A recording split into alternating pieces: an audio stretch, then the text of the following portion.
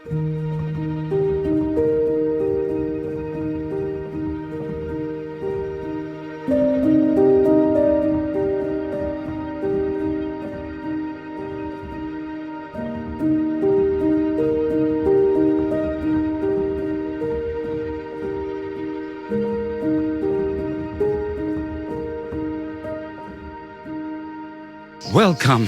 to Slovenia.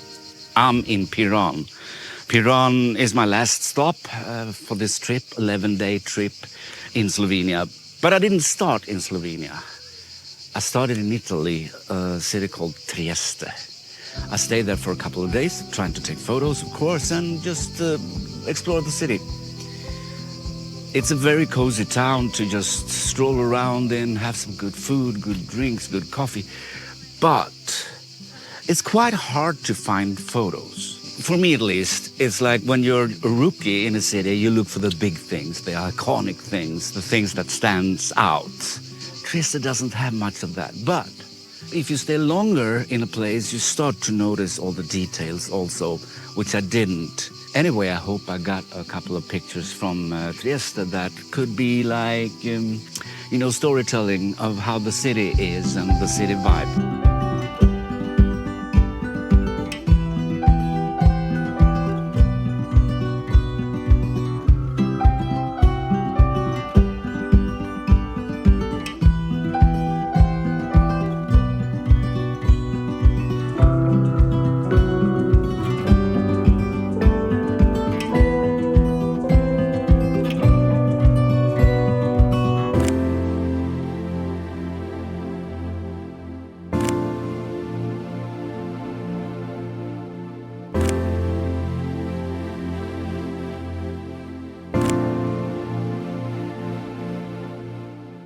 Yeah, and by the way, I'm going to show you some pictures in the end of the video, so stick around and you will see my favorite pictures from this trip.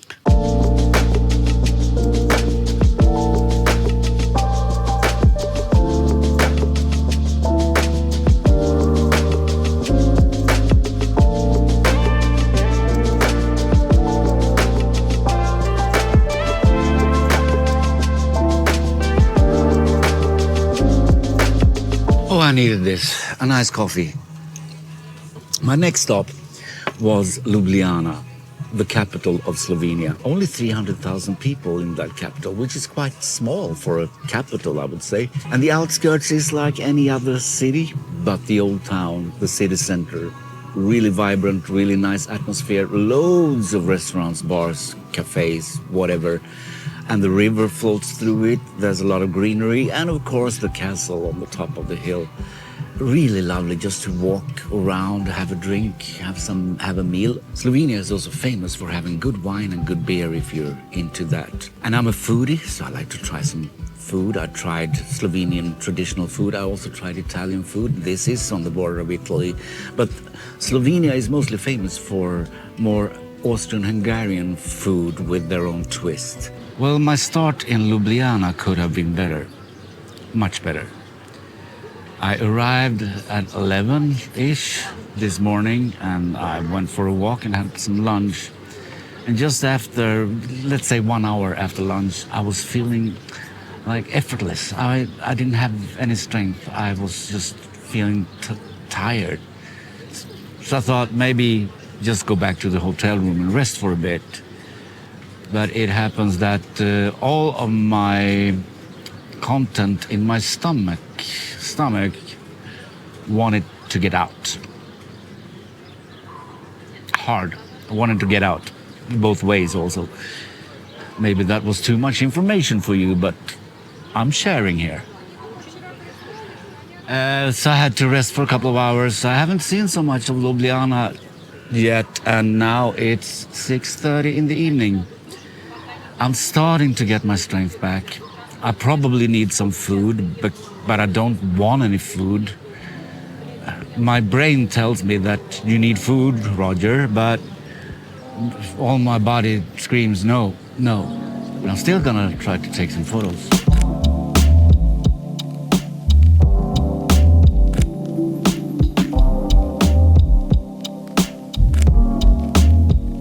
Anyway, taking photos in Ljubljana was a bit difficult. There's loads of people everywhere.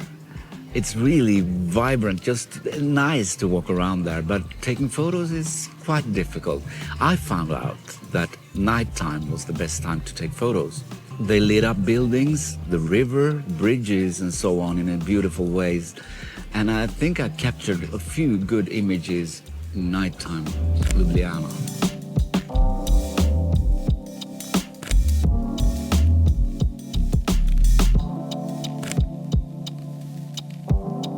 But of course we have the castle on the top of the hill as well. A really cool place to visit. You can take a funicular up or you can walk.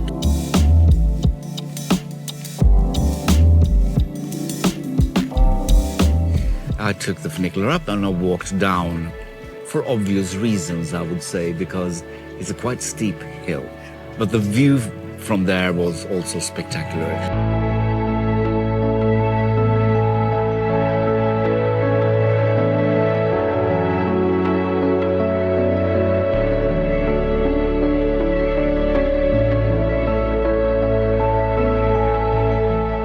Views aren't so easy to photograph. You know that. It's beautiful to the eye.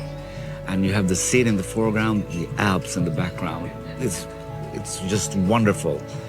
But to capture that in a photo, it's not so interesting in a photo as it is with the eye.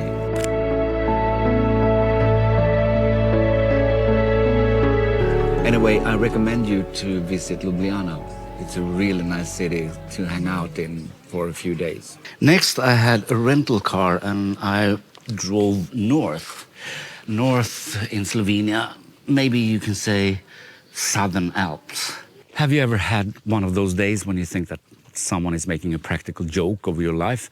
I have had one today. It started out bad. I want to tell you this story. I'm going to keep it short as I can. It started out that I was going to get a rental car. So I was there 10 minutes before. I had to wait like 20 minutes for the guy to show up.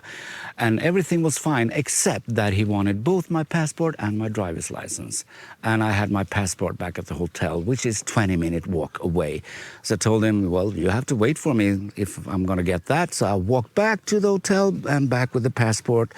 And when I finally get the contract, he says, the car is 2 kilometers that way, so you have to walk like 10 minutes more to get the car. Okay, I got the car. Coffee and toast for breakfast, and then I did some research here in Slovenia for things I wanted to photograph. One was a church that was on a hill, looks very beautiful.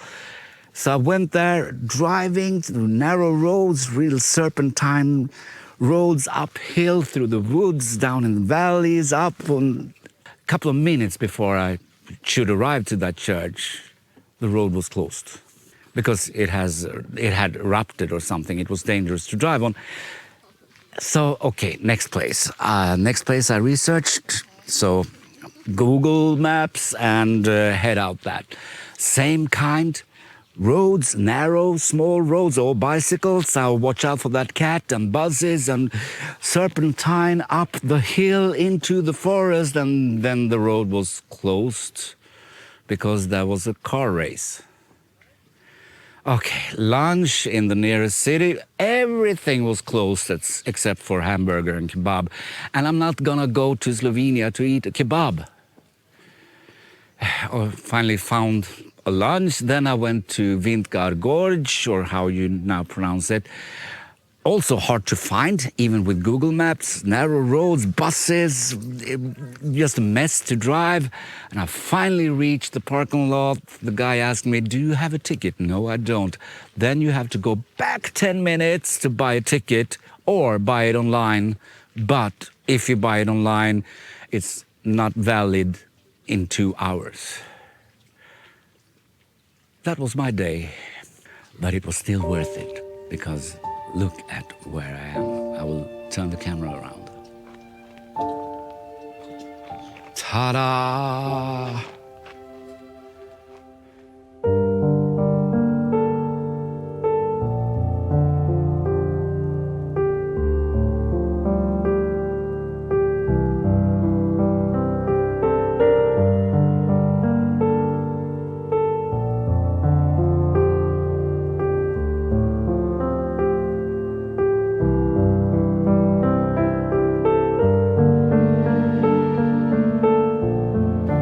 mean, this place looks like a cartoon. It looks fake. It looks made up, but it isn't. It's so beautiful. It is iconic. You've seen pictures from this place before, but it is amazing. It really is. Lake Bled. If I would have made that as a drawing, no one would believe it because it looks too good to be true. There are loads of tourists around Lake Bled, loads of it, for a reason. It is a really beautiful spot, but there are other things to see as well. I drove up to Kranjska Gora, a famous alpine resort, and also I went through a mountain pass in the Alps. Amazing to drive there, this serpentine road, both up and down, and the view from the top was amazing. It was just so cool to see.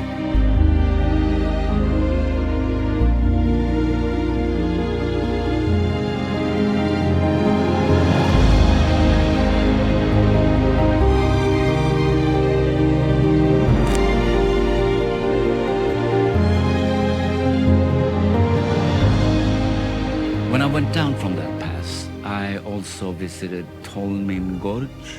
I don't know how to pronounce it, but I hope that is in the ballpark, which is a canyon that take a little bit of entrance, and then you walk through to see this beautiful nature canyon spot.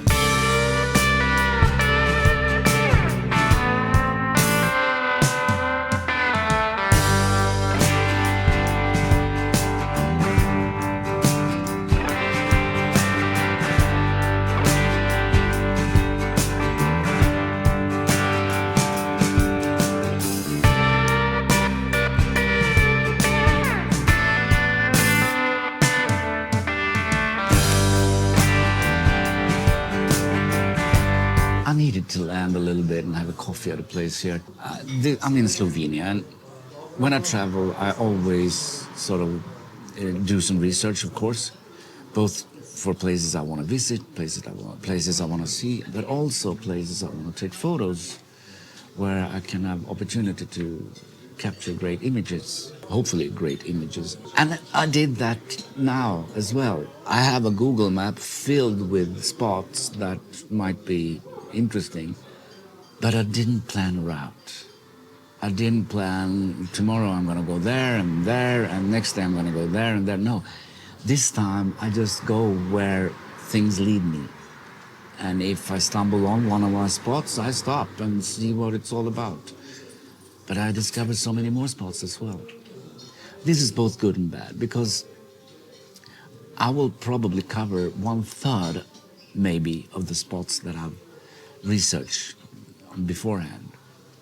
But on the other hand, I see so many more things that I wouldn't have seen if I would have gone with the plan.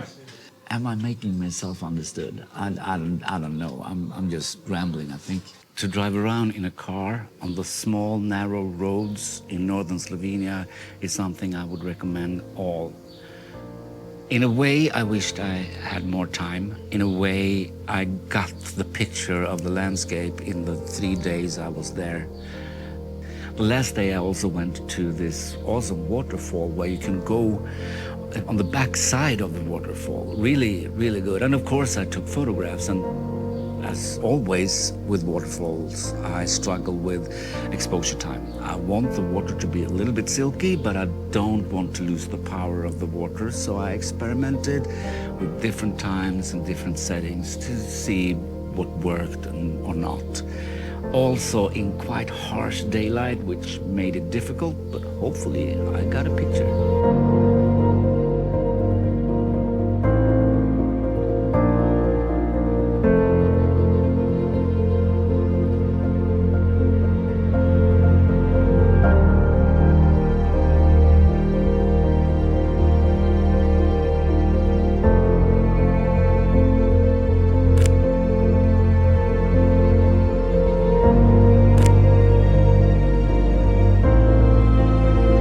Talk a little bit about prints. I don't know how many prints there are going to be from this trip. I probably take more than 500 pictures for one print that I sell, because I do sell some prints. I have them on my website. The link is down below. Please check them out if you like to see what I do.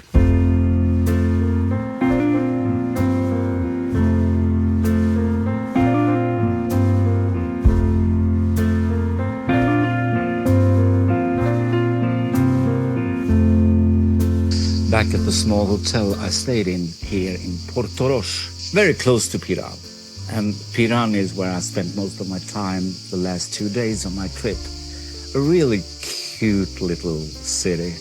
Cobblestone everywhere, no cars. A lot of tourists. It's July, it's very hot, a lot of people bathing. And I found some spots where I could take photos as well, especially a viewpoint that I really enjoyed taking photos from. I went up to a viewpoint here in Piran, Slovenia. On the opposite side of Venice, you might say. And this city is also called Little Venice, I think. It's a really beautiful little city. I'm gonna try to take a picture when the sunset comes in about 20 minutes. It's already quite good light, so I'm gonna try to take a couple of pictures now also. The sunset didn't go as planned. There are really no colors, but I think I got a couple of pictures just before the sunset. This is what happens. Sometimes there are colors, sometimes there are not.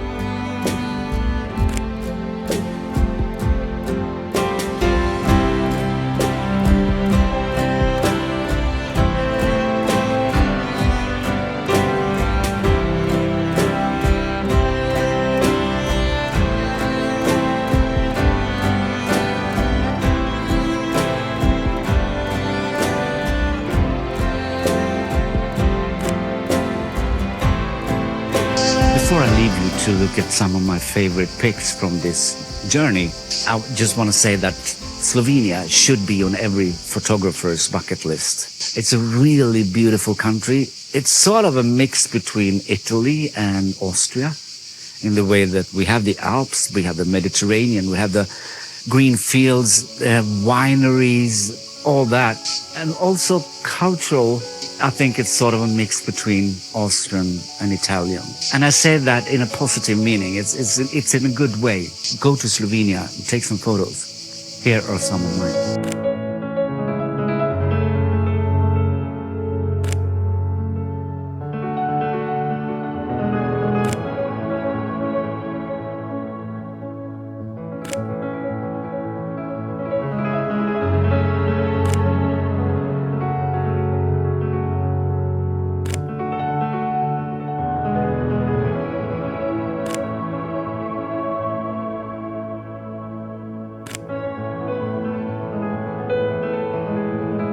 This is what I'm talking about. How can people work? How can they do anything? I would just sit and watch the view all the time. But these views are very hard to translate to photos.